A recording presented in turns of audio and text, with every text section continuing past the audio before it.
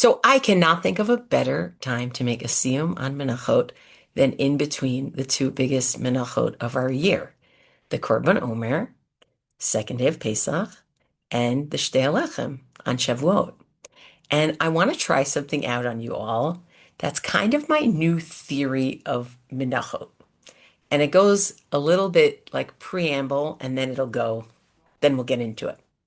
Here's the preamble. When I look at Chumash, I always ask myself, what is the relationship between the legal parts of Chumash and Breshit? And what I found over and over again is that the legal parts of Chumash, or Chumash, I should say, because I'm sitting in Yerushalayim, basically often respond as a corrective to Sefer Breshit. One example that I can think of easily is the Torah saying in Vayikra, Lo tisnat achicha b'levavecha. You shouldn't hate your brother in your heart, right? Instead, what are you supposed to do? You talk to your brother and you say to yourself, wow, that's so interesting. This sounds a little familiar. Who hated their brother in their heart and couldn't talk to their brother? The brothers and Yosef. And then the pasuk goes on and says, and you also shouldn't be taking revenge or bearing a grudge on those who have done you ill. And I say to myself, did Yosef take revenge? Did he bear a grudge? I'm not sure. Is the Torah kind of pushing me back to Breshit? Same idea when in Parshat Ki Tetzei L'Milchama L'Ovecha, Ki Tetzei. In Parshat Ki Tetzei, we find out that if a man is married to two women, one whom he loves and one whom he loves less, and the woman whom he loves less, let's call her Leah, has his firstborn son. Well, he can't decide that the firstborn, let's call him Yosef, of the woman whom he loves, let's call her Rachel, is actually the one who should get double portion. Is this a comment on Yaakov? I'll do one more. Etc. Why is the father first? Why the father and the mother? Why in this order? And I go back to myself and I said, well, Yaakov listened to his mom, but he didn't listen to his dad. How interesting. So there are a lot of things I find that in the legal parts of Chumash are responding in some ways to Sefer Breshit. And here comes my theory of Menachot. I think that Zvachim is Hevel and his mincha, and Menachot is a tikkun for Cain and his mincha. And I want to think about that for a minute by looking at the psukim and trying to understand what's so important about Menachot. And I just need screen sharing, Maggie, if you're around.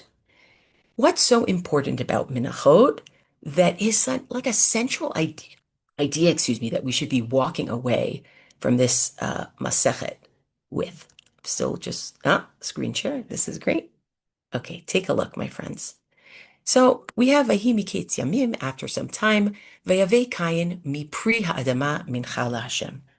Cain brought from the fruits of the soil, what are the fruits of the soil?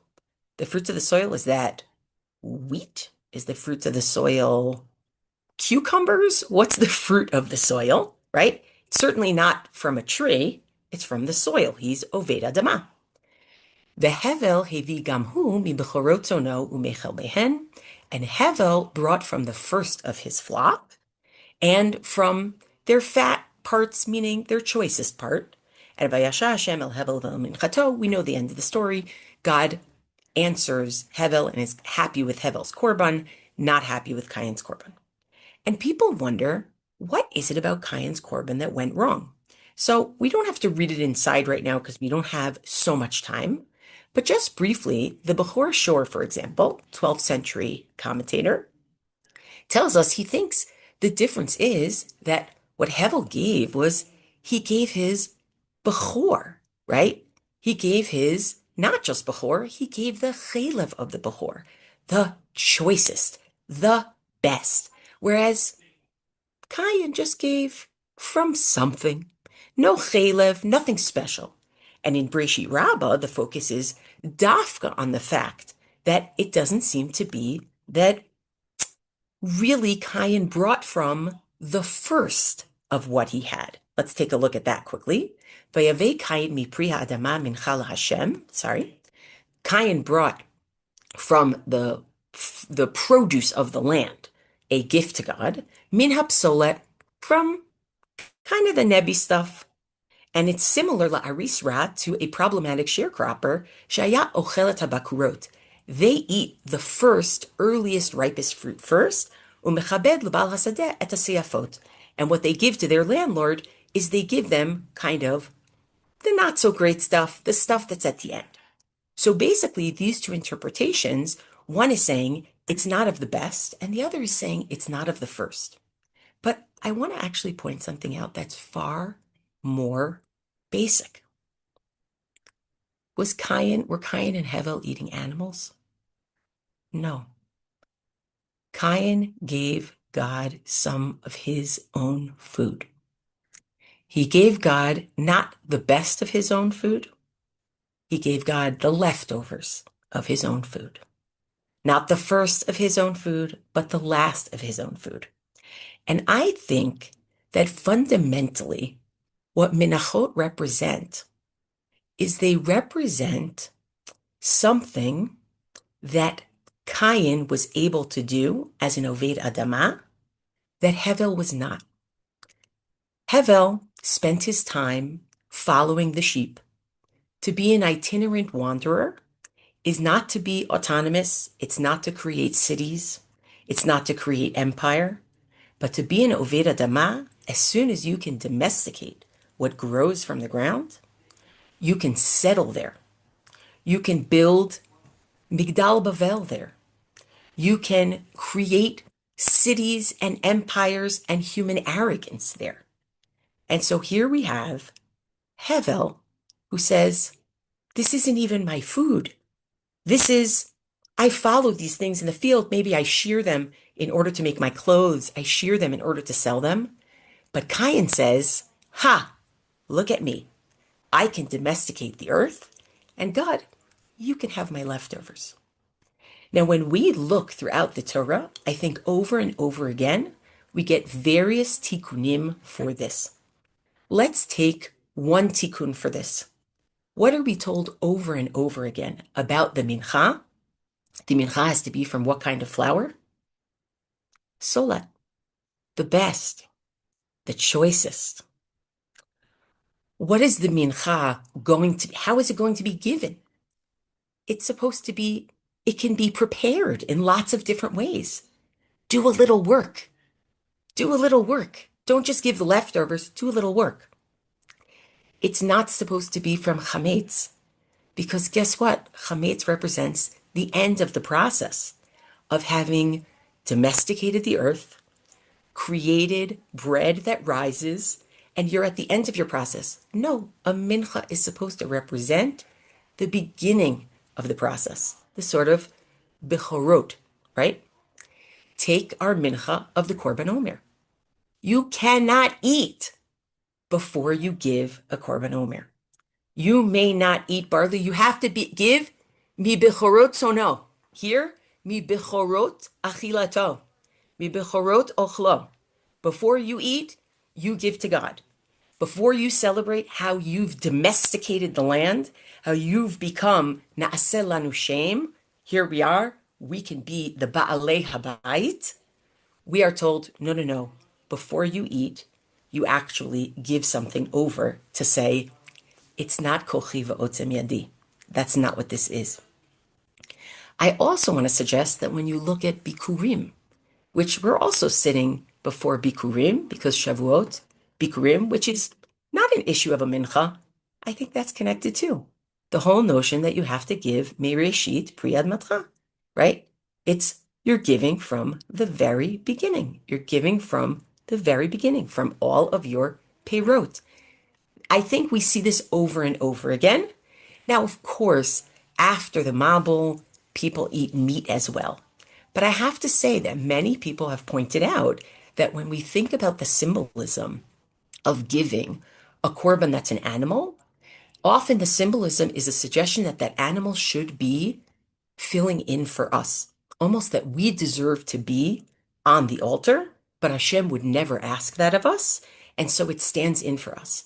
That's very different from the mincha.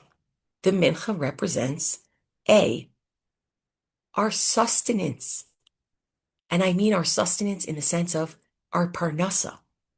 It represents our ability to domesticate the land, our ability to be ba'alei habayit, and to say to us, don't forget who the real Baal Habayit is. And so that's what I'd like to suggest, is that to go back to the very beginnings, what Menachot are trying to do, Menachot are trying to keep us humble, trying not to replace us, to keep us humble. Now, I want to say one more thing, and there's an infographic that AI helped me create, so it's got to be shared. I noticed as I was teaching, I noticed at some point that the prakim with Mishnah and Gemara were off in Menachot. I'm like, wait a second, wait, what happened? I thought this was the seventh parak of Menachot in Mishnah, but it's not the seventh parak in the Gemara. Did anybody else notice that? Right? Well, I want to show you something. Right? Somebody gave me a yes. Only in the Mishnah is the centerpiece of Menachot. Okay? Check out the centerpiece of Menachot and thank you, AI. Okay? I looked at, okay, let's see, what's the mivneh? What's the structure of Menachot?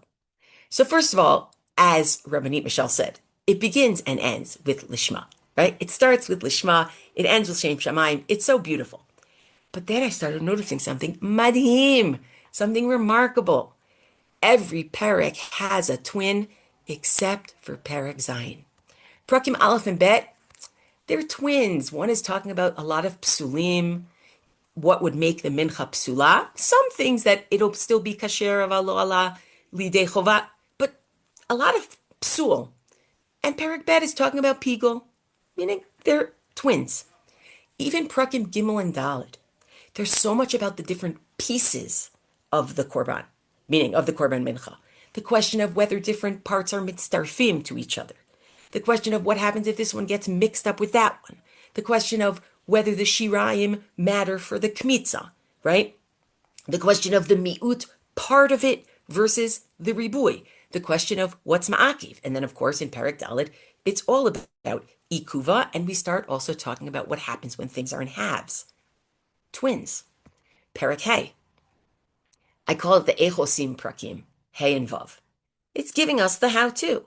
Are you putting shemen and levuna? Do you have to do a tnufa, or do you do a hagasha? Is it in a tanur? How are you going to make it? Are you going to have kmitza in Parak Vav? Are you not? Are the kohanim going to eat? Is it going to be on the mizbeach? Right? What kind of belila does it need? It's the how-to. We get to Parak Zayin, Korban Toda, sitting alone, no twin. We continue, and we go to more twins. We go to Chet and Tet. Where did the materials come from, and how did they measure them? Yud and Yud Aleph, the Omer, the Shtel Lechem, Lechem Apanim, they're helping each other. Yud Bet and Yud Gimel, all about Nidavot. The Korban Toda is in the center, what we would bench Gomel for today. And I think that is absolutely magnificent. Because if the idea of Menachot is for us to say, not we're replacing ourselves on the Mizbeach, but the idea of the Mincha is to say, God, thank you for everything that I have, that I could easily say, Kochi v'otzim yadi. Where better to say it than in the situations where we have to use human technologies in order to get ourselves through. We have to use human technologies to cross the Midbar. We have to use human technologies to get through the Yam.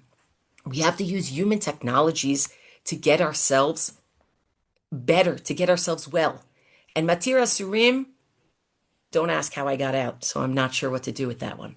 But what I will say is that we're better than in the places where we feel the most powerful, because we've gotten through something. Do we say we know who the Baal Habayit is? And I have to say that one of the things that I've seen in Israeli society, especially getting to be here for these 2 years, is how much hoda'ah, how much thanks people give, even in the midst of difficulties continuing. How many times I heard people bench Gomel and what that means in terms of understanding that, of course, we do everything we can. We use our strength, we use our technology, but we recognize that without God, we might as well be following sheep around in a pasture. Mazel tov, everybody.